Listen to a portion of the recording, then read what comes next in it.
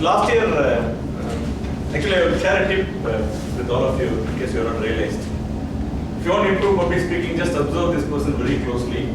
He is the Kamalasan of Medley Toastmasters Club. The word now the change. Thank you.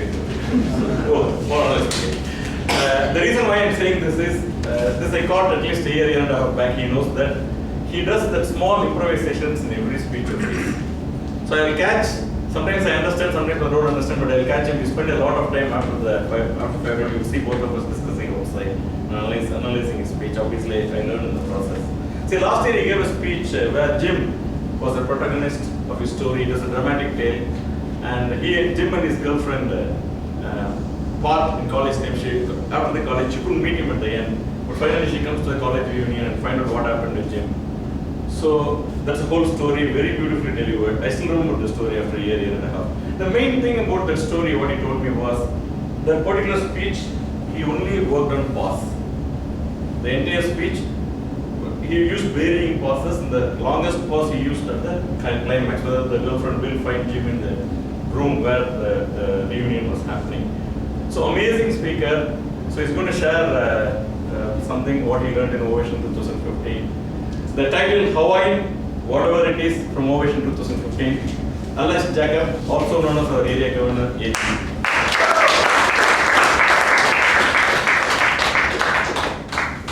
Thanks, Mohan.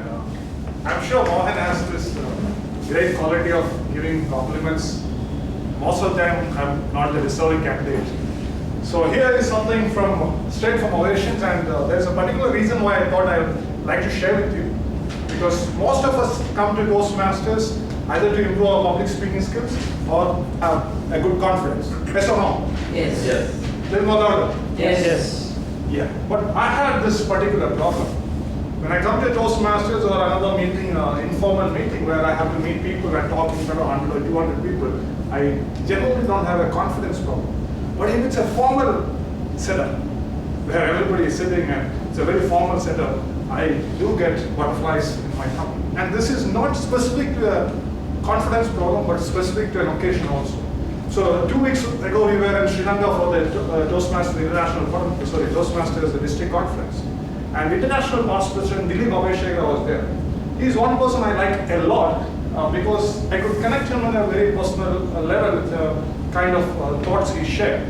So I went up to him and asked, sir, this is the problem I face. It's not really about lack of confidence, but on a particular occasion, when I go there, I get nervous. What do I need to do? And this might occur when we go for contests. In a club contest, we win, area level contest, we win, but when you go for a division or a district level contest, something happens. So he told me a particular technique. Or even though the technique name, how many of you read that technique name? Which is there in the agenda, or can somebody read it out? Just try.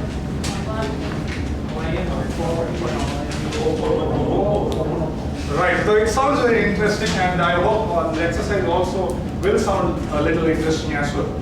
So now I request you to raise your left hand, all of you. Right. Now take your right hand and pinch it here.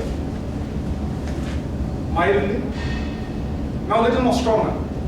Little more stronger. Little more stronger until it pains. Is it paining? Yes, yes. Yes. Now please. So is this, who caused this pain? You. Alex. So Alex caused the pain. That's the way we used to believe, right? So it is true that Alex instructed you to do something, but who caused that pain? Us, right? Because we had a choice, even though Alex said do it once again, second and third time, you still had a choice not to do it, right? So this was the first approach he told. Sometimes we set a big expectation, right? As a public speaker, when I go there, I need to have an effective body language, good voice modulation, speak, and if people don't listen, then there is a problem. And then if you don't win a contest, then there is a problem. So he said that there are a lot of things internally has to settle, then only we can perform better.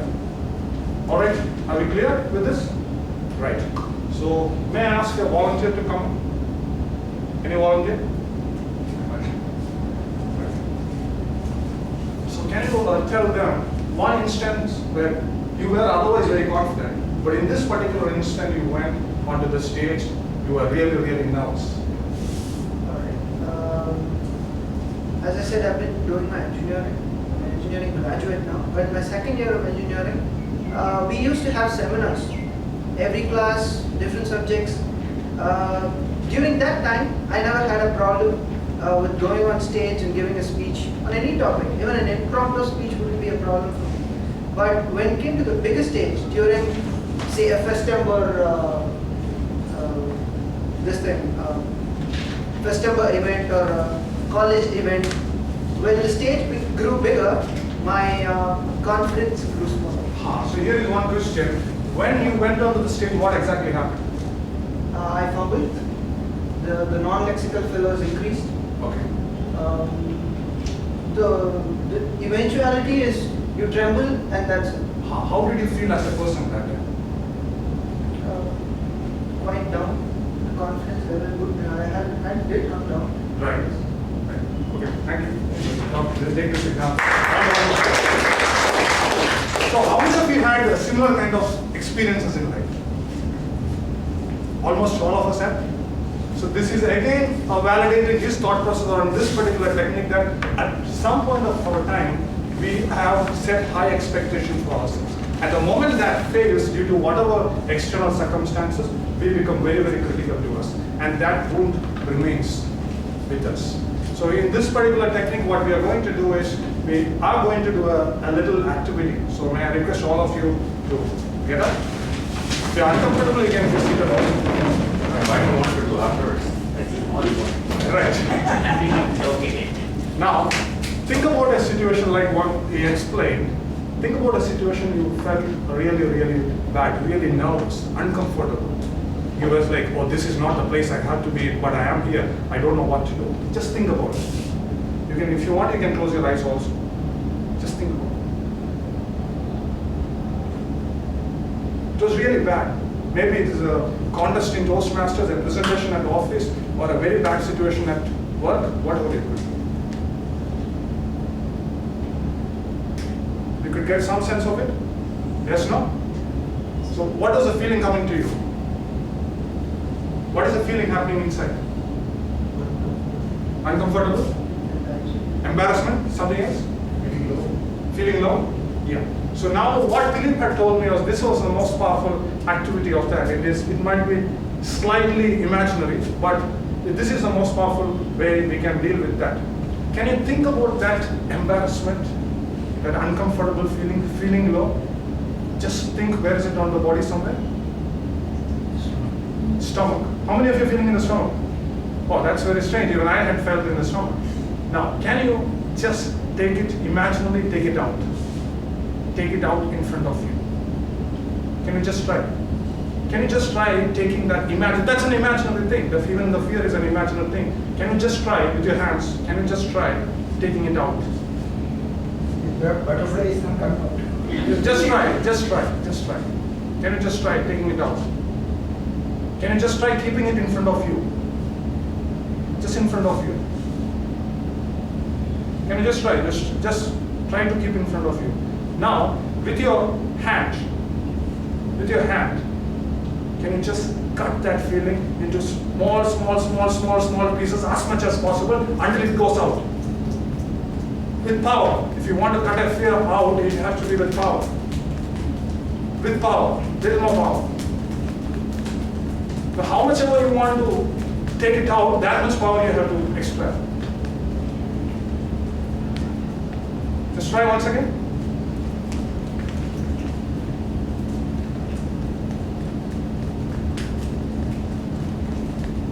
Little more faster. Little more faster.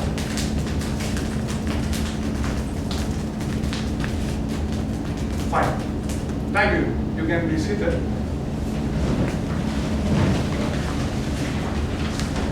Anybody in this room feeling a little better? Anybody in this room feeling a little better? Yes. So this is one particular reason why there are a lot of techniques. I am an NLP trainer by profession. I know a lot of techniques are available. But this particular technique really worked for me on that particular day. But But the real essence of this technique is that next time when you want to walk up to a contest, next time when you want to walk up to a formal presentation, where you might feel that a little nervousness, just try this technique before.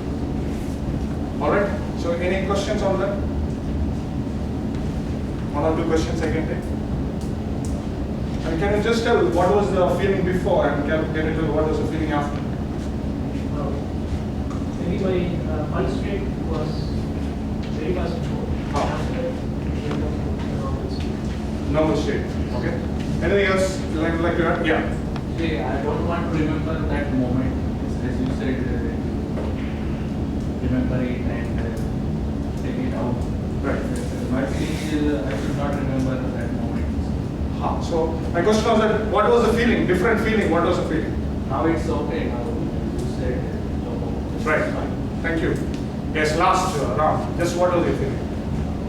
Before that, I was feeling a bit uncomfortable and I was trying how to come out of that uncomfortable situation, how to escape from it. I want to avoid that situation. After that exercise, I felt that okay, now I go and challenge the situation, I will go and overcome it. I was a bit more confident. All right. Okay. Thank you so much. So all confidence technique, it is always to make it better, you need to practice it. So there are a lot of techniques available, but personally I felt this is one of the powerful techniques which I learned from Toastmaster. So I thought I'll share with you. Thank you so much, and over to you, Toastmaster of the day. Thank you, Alex. When you see a fine piece of art, what do you see really? The beauty. So you appreciate the beauty. So you appreciate the beauty of art. You really think you are actually looking at the sum total of the art. Any popular art or architecture in the world, if you analyze them with blemishes, it applies to each one of us too, as human beings.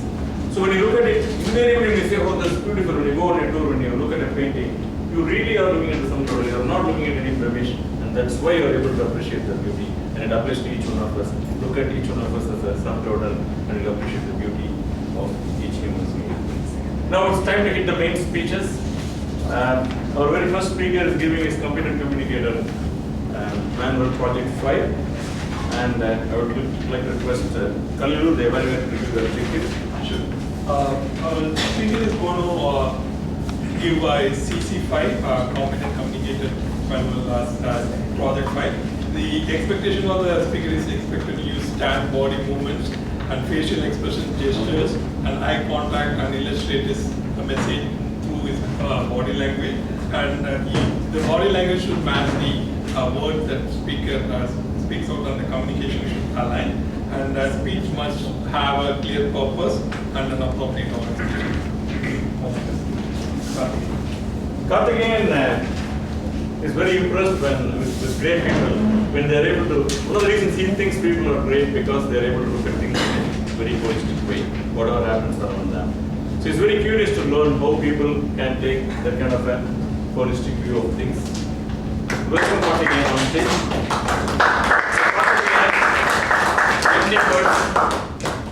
Empty birds, Karthik. Have you ever been stopped by a traffic cop? Yes. Yes. Yes, and if your experience had been pleasant, consider yourself lucky and that you had the blessings of the Almighty. Toastmaster of the day, fellow Toastmasters, and respected guests. Let me share a couple of my experiences, and I would leave it to your judgment to decide if I am a blessed soul. The year was 2004, and I was working as a supplier quality engineer. My job was to visit suppliers and do process audits. That time, we were working on a project to manufacture clutches for the Maruti Swift.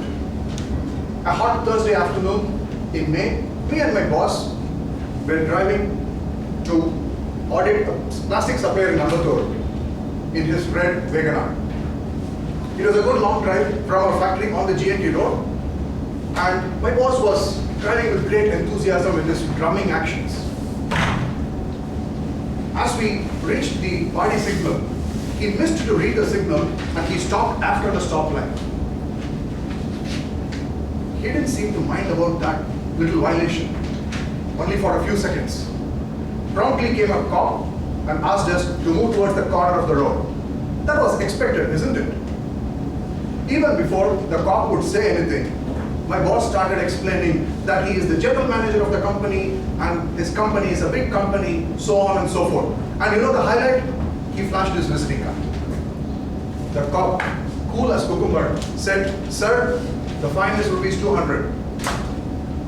My boss was turning red. He is a person who believes a fine for a violation is just the right thing.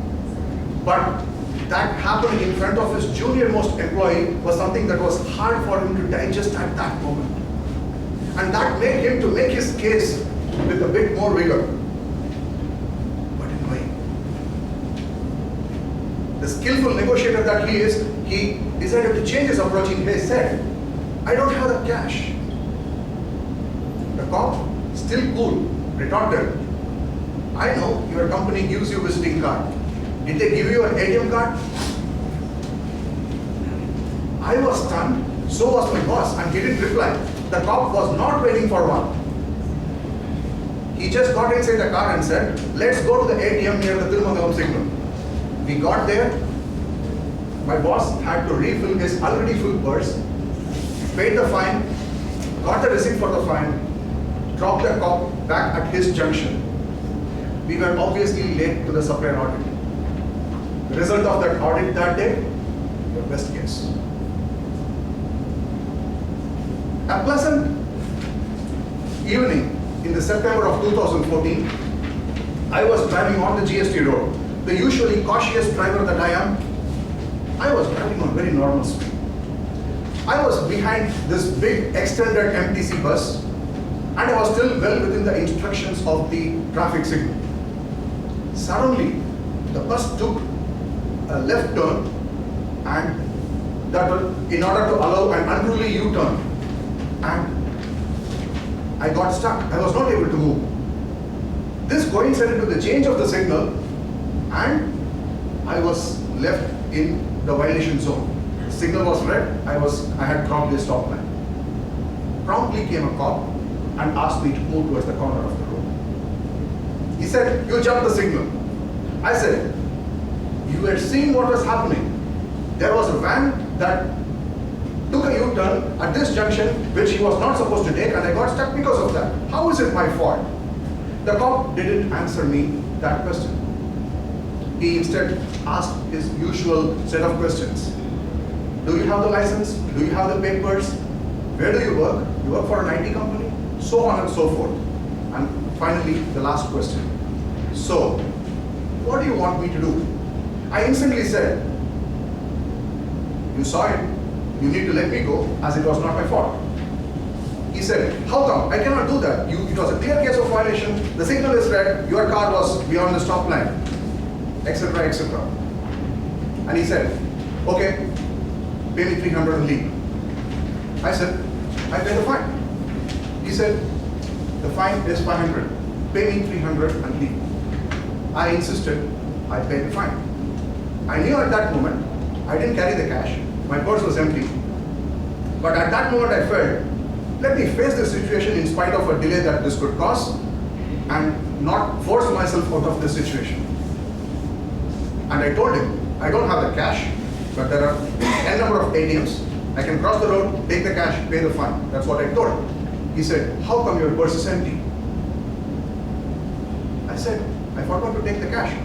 "But is that a crime?" He said, "Don't you have rupees 200? Go check in your car." The 200 became 150, the 150 became 100, 100 became 50, 50 became 20. At that point, I took out my purse and showed it's empty. He gave me the weirdest look that conveyed very clearly the message, useless fellow has come in a car without even carrying rupees 20. He turned away from me and said, "Go." Frankly, that gesture did not bother me. Friends, we are living in times where not all licenses are got by the power of the 8s in the RTO. In spite of all the caution, we can still land into such situations. In spite of all the caution that we may exercise, if we are into such situations, and if a violation has happened, let us face it. If your purse is empty, it's okay. Definitely not an empty mind. Over to you, Toastmaster.